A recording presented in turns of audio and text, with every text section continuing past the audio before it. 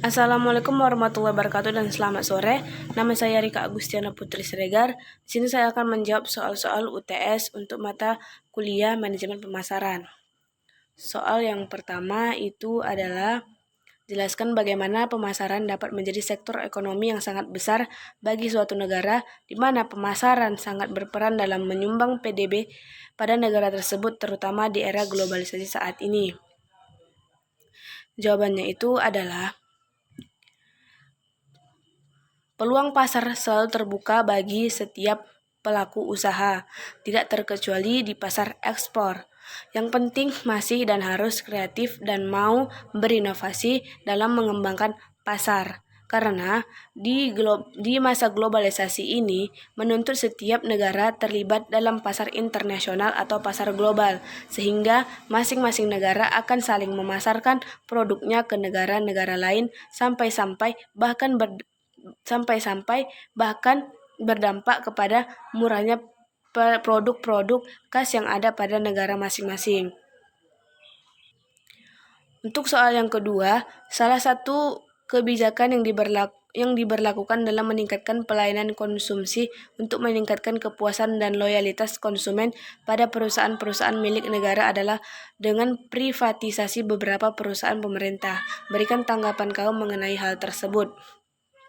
Tanggapan saya mengenai kebijakan yang telah diambil perusahaan, yaitu dengan cara privatisasi beberapa perusahaan pemerintah itu adalah itu merupakan suatu kebijakan yang baik, karena alasan manfaat privatisasi bagi negara itu adalah memperkuat pasar modal, sumber pendapatan negara, dan perbaikan iklim investasi dan sektor real. Terus ada juga manfaatnya untuk masyarakat, akan memperoleh manfaat kepemilikan perusahaan, terus lapangan pekerjaan juga makin banyak, terus perbaikan kualitas jasa dan produk serta partisipasi kontrol. Terus itu juga disuruh kita menjelaskan bentuk privatisasi perusahaan pemerintah yang ada di Indonesia.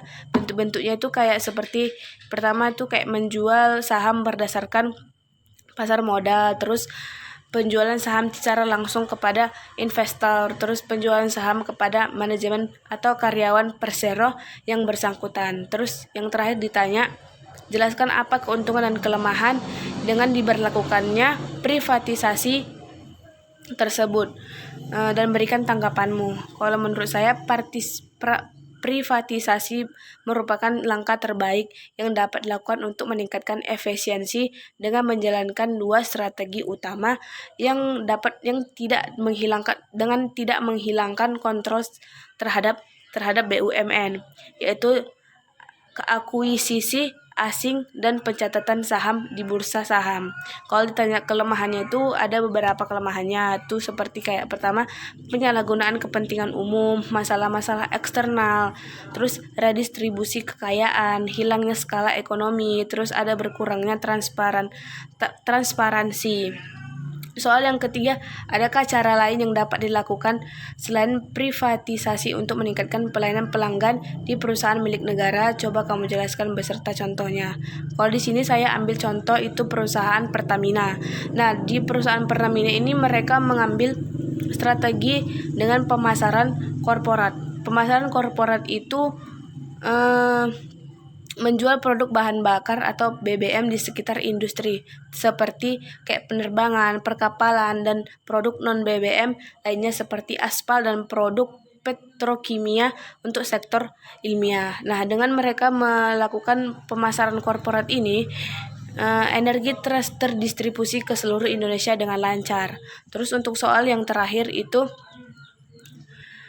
pilihlah salah satu perusahaan lalu jelaskan komponen-komponen pada manajemen pemasaran yang diterapkan perusahaan tersebut. Kalau di sini saya ambil contoh perusahaan McDonald.